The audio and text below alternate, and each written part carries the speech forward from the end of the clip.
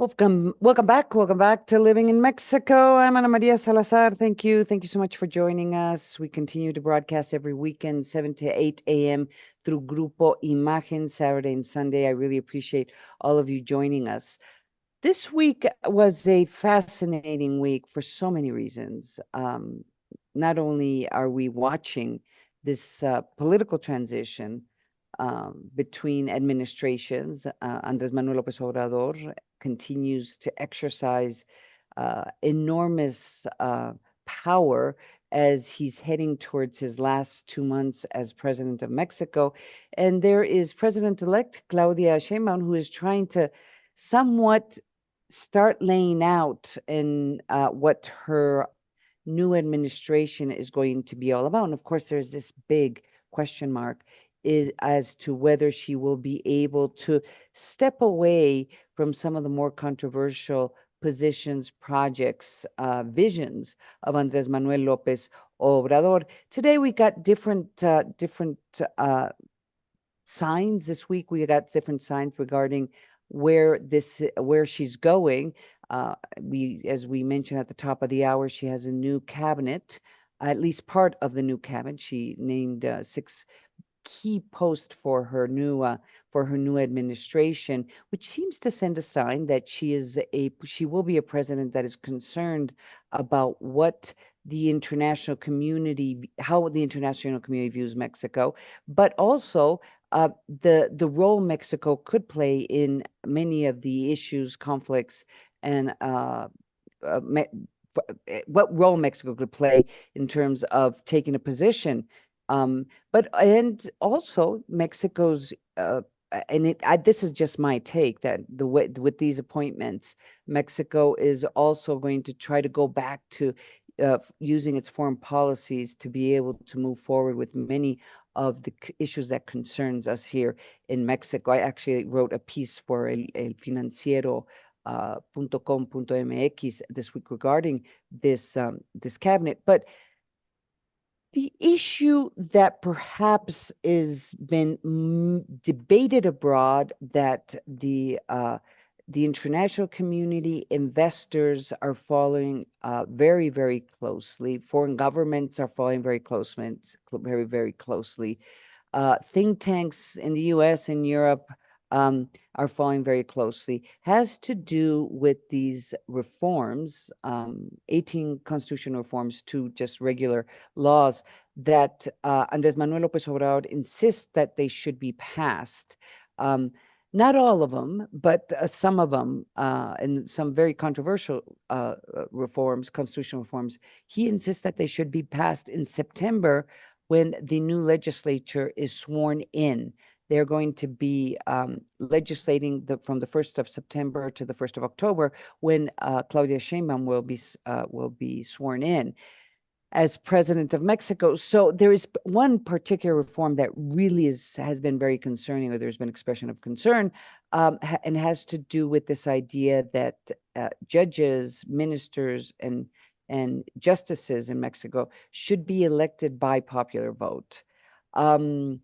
And I say that because I know many of those who are listening to us may think this is a really crazy idea, and it is not a good idea, seeing the experience not only in Bolivia, but even in the United States, where judges are elected and prosecutors are elected at the local level. I don't think anybody would say this is a good idea, and it promotes democracy and justice.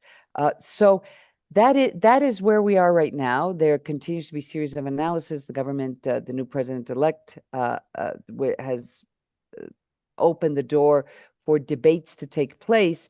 And one of those debates or analysis that was published this last week came from the Center for Legal Analysis at the university at UNAM.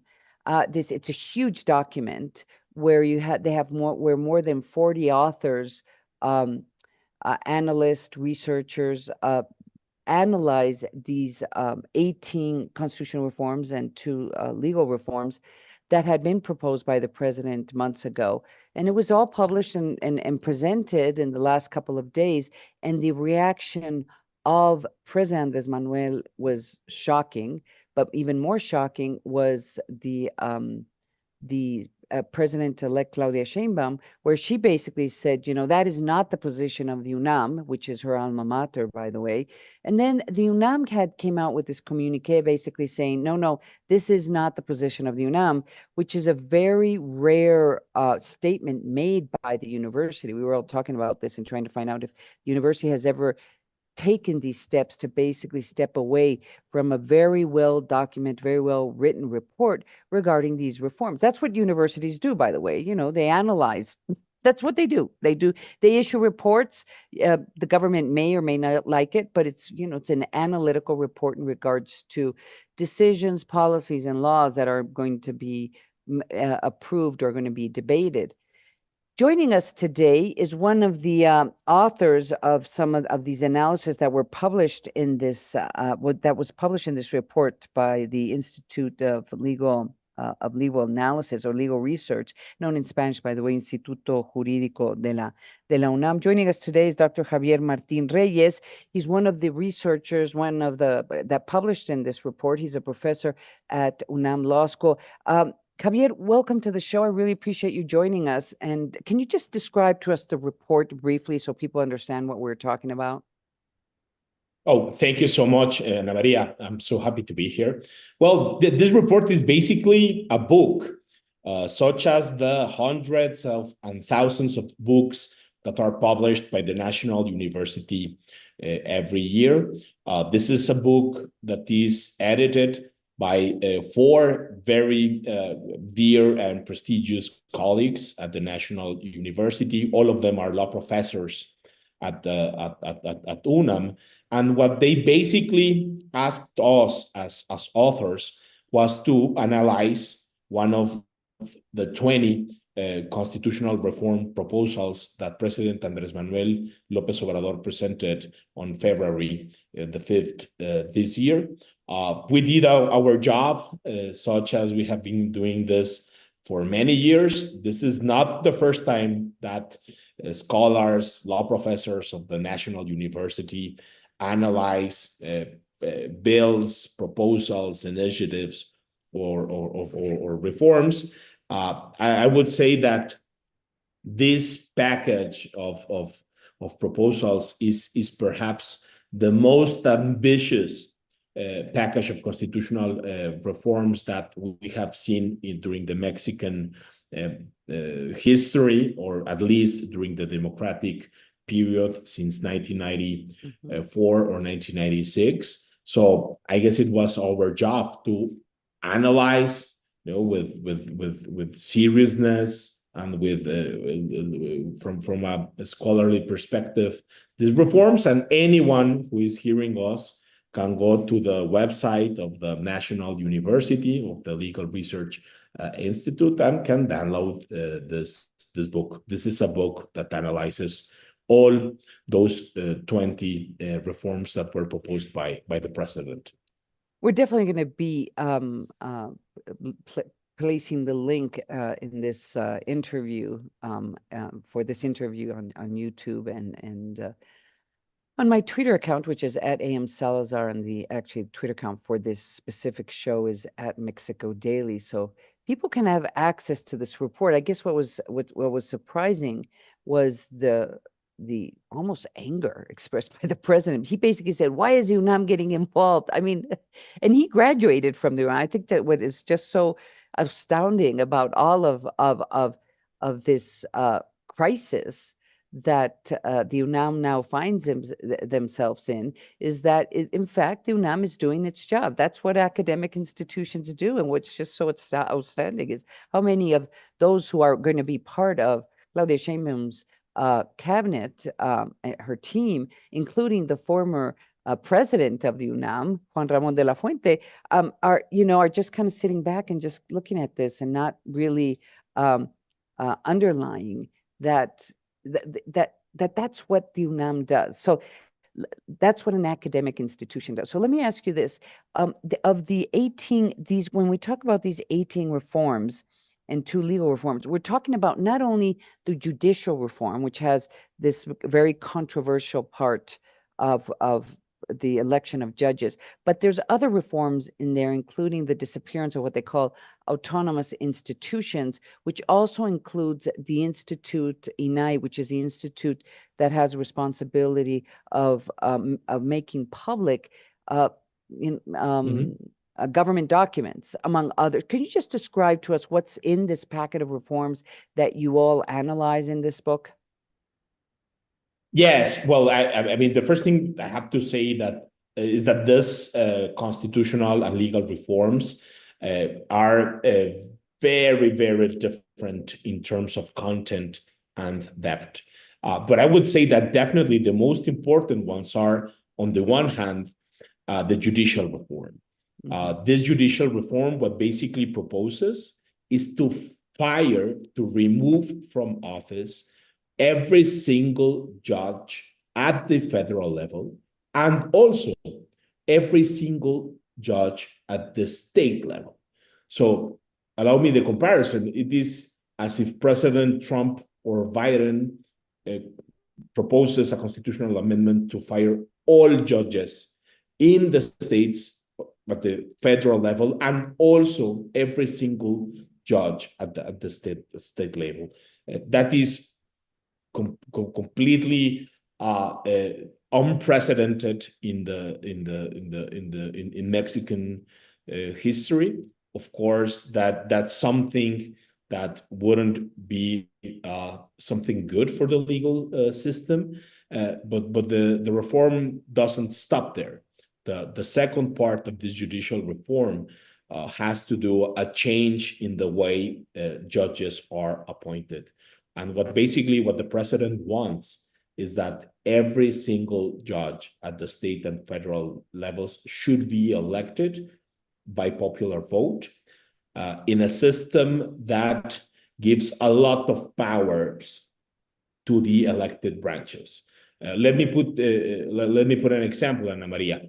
The proposal of the president is that people who want to run for office, for judicial offices, should be approved first by the president itself, by the Senate, by the Chamber of Deputies, which is our House of Representatives, or by the Supreme Court.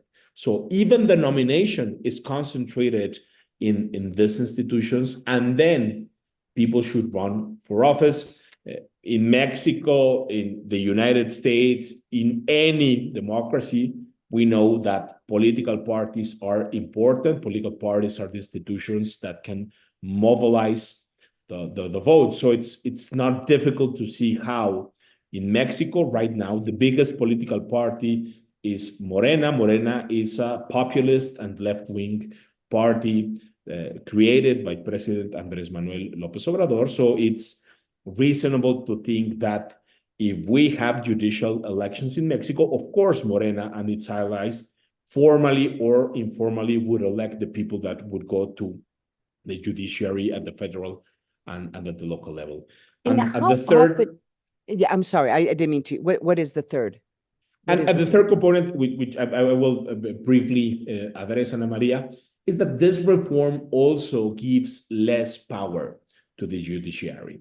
So it's not just that every single judge would be removed from office. It's not only that we would have an elected judiciary that would reflect the preferences of Morena, is that also in the end, we will have a judicial powers with less capabilities to defend the Constitution and human rights. So it's a reform that really tries to weaken and to capture the judicial branch, both at the federal and at the state level, Ana Maria.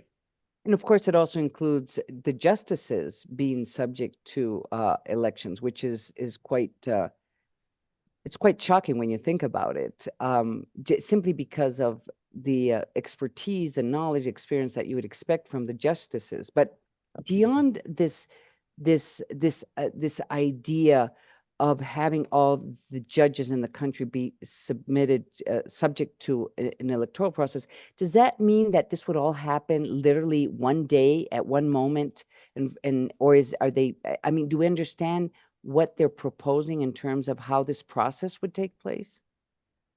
Well, it's not that it's going to change from one day to another. But what the proposal states is that these changes should be implemented around a period of 2 years. So we would have some extraordinary elections the next year during 2025. The proposal, as you said, Ana Maria, has to do with the Supreme Court. It has to do with federal judges. It has to do with the judges of the election court, which is pretty important in Mexico. And it also has to do with a lot of independent agencies that we have in Mexico. So over a period of 2 years, we would transition from a state of affairs where we have some judicial independence. Of course, the judicial systems in Mexico are not perfect. There are many things that should be improved, but this proposal does not try to fix those problems. This is a proposal basically to do that, to remove from office current officials, and then to appoint judges and other officials that would respond to Morena. So it's a kind of complicated timeline, but in general terms, you can speak about 2 years, Ana Maria. What other aspects of this reform, the judicial reform, would you like to highlight? Well, there are other things that are important. For example, in Mexico, we have a judicial council that that has a responsibility basically to oversee the way judges behave. Of course, in the United States, you don't have a system like that, but it's a system that has been replicated in many countries, especially in Europe. Some Latin American countries also have that. Those institutions are important because in Mexico, of course, we have a lot of problems relating to corruption in the judicial system. So these councils actually oversee the way judges behave. It's not perfect. Of course, it could be improved.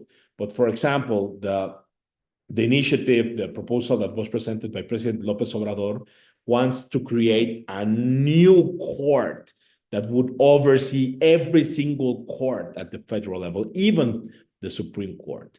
And this disciplinary court could actually remove justices from office. So this is a proposal that really tries to capture and to control the judiciary. I think it is fair to say that if this proposal is approved, that would imply the end of judicial independence in Mexico.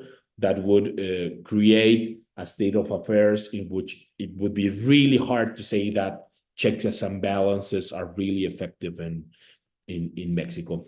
And as I was saying, it also limits the scope of controversies that judges can adjudicate in Mexico, such as in many countries, as in the United States, with, of course, differences in the legal systems. Judges could actually dictate stays, in order, to put a hold on the application of laws or decisions by the government with general effects. This reform tries to limit that power. This reform also tries to limit, the effects of judicial the decisions. So in the end, we would have a Supreme Court that would not only be captured by the dominant party, we'd also have a less powerful judiciary. That's basically what this reform tries to do, Ana Maria.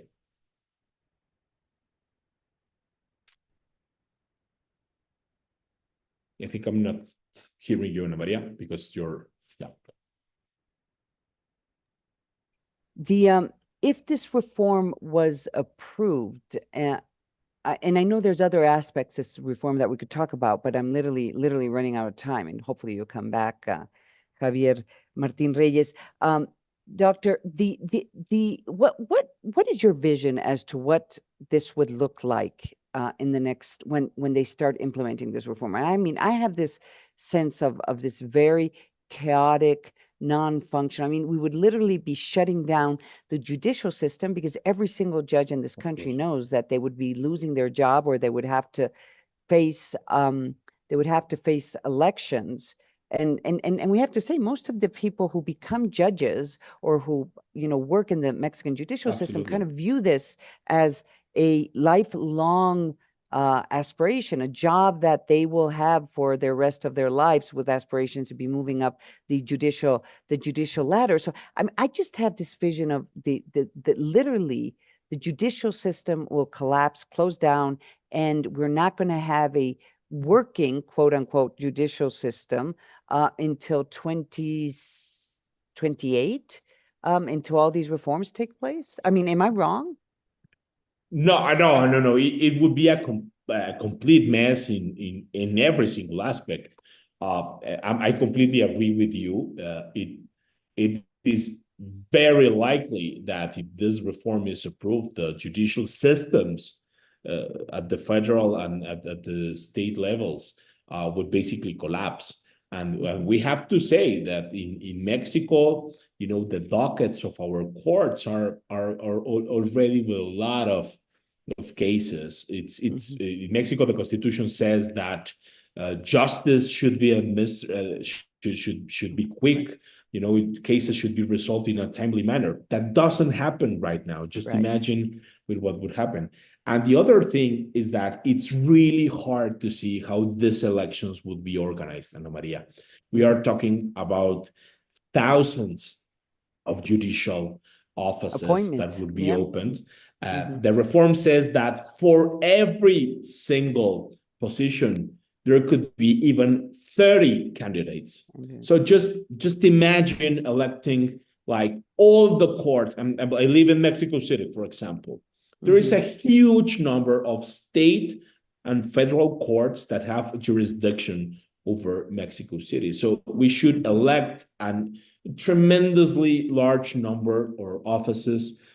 This proposal says that candidates cannot spend money on their elections, which is absolutely ridiculous, right? And that political parties cannot participate, and that basically that we cannot have election campaigns. So in my view, it would basically mean the end of the judicial system as we know it, and that could have huge consequences in every aspect of the social, political, and economic life of Mexico.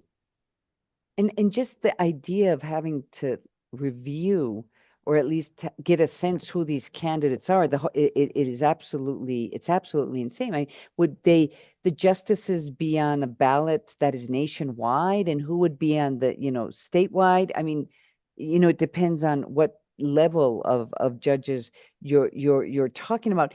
Is there do you foresee any way that this reform be stalled, or at least would not be approved in September? Because they are moving very, very fast, and it does seem to have the backing of the and support by President-elect Claudia Sheinbaum. Well, let me say this, Ana Maria. That's what President Lopez Obrador wants, right? He really wants these reforms, as you said in the beginning, to be approved during September. For me, it is far from clear that they will be able to do that, at least in terms of the proposal of the president. On the first place, they do not have the qualified majority in the Senate. The opposition parties will have a say for this debate.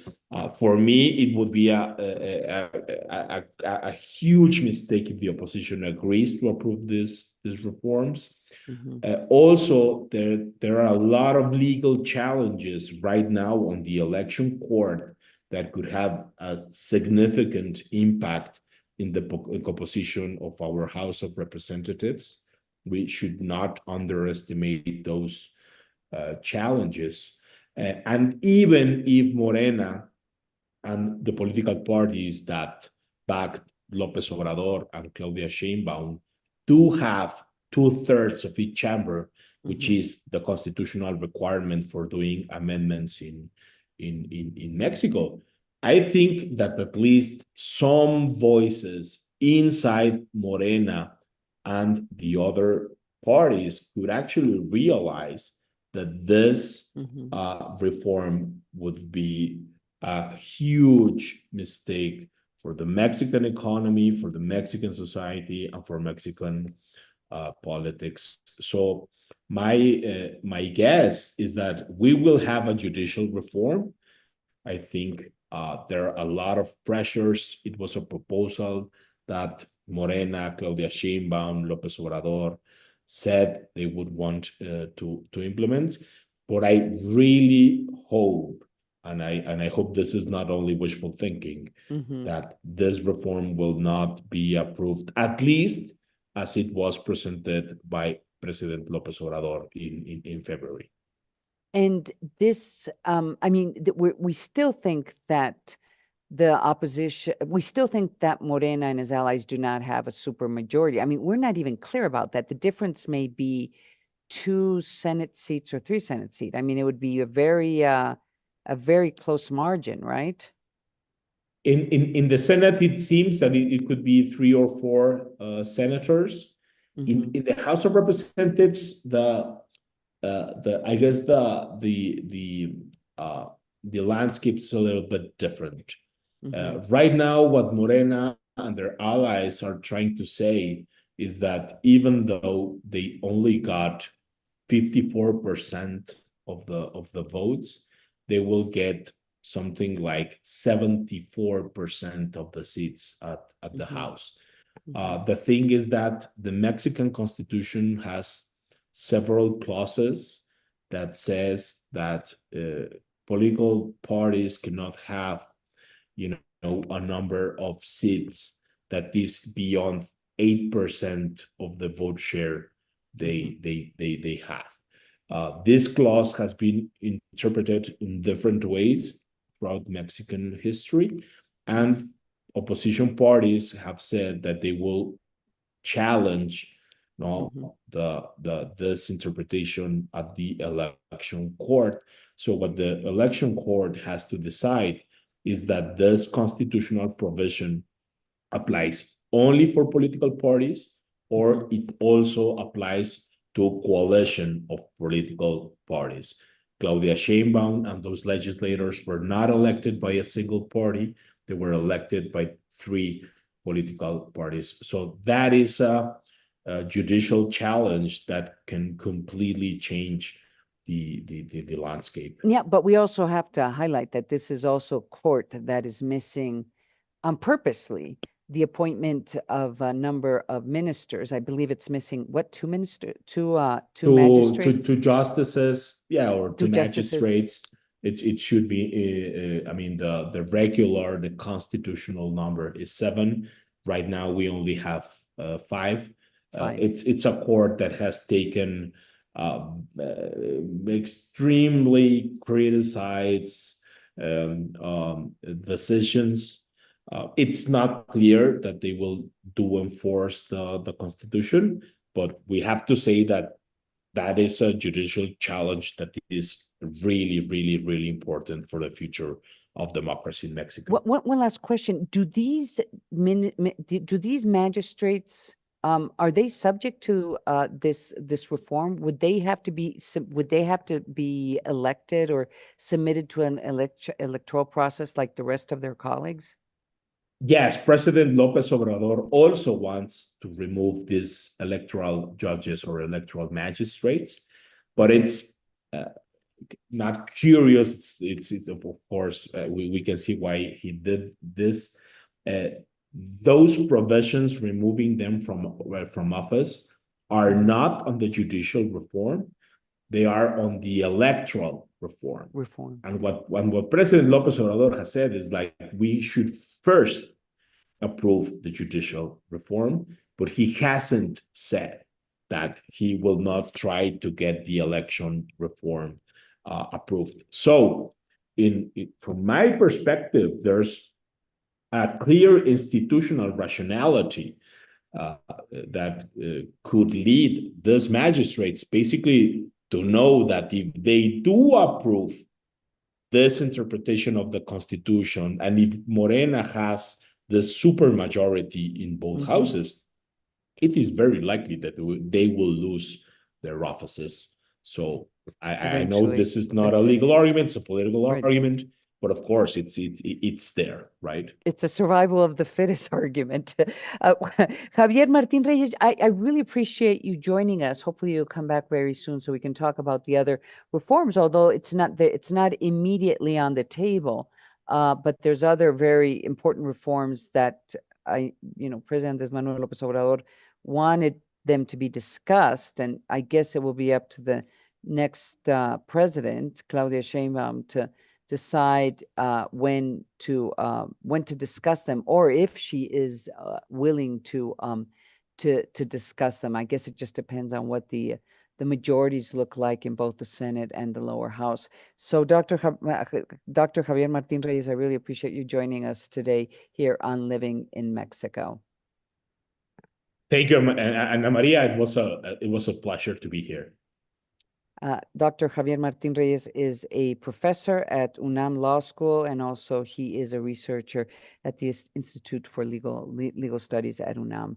We're going to go to commercial break. I'm Ana Maria Salazar, and you're listening and watching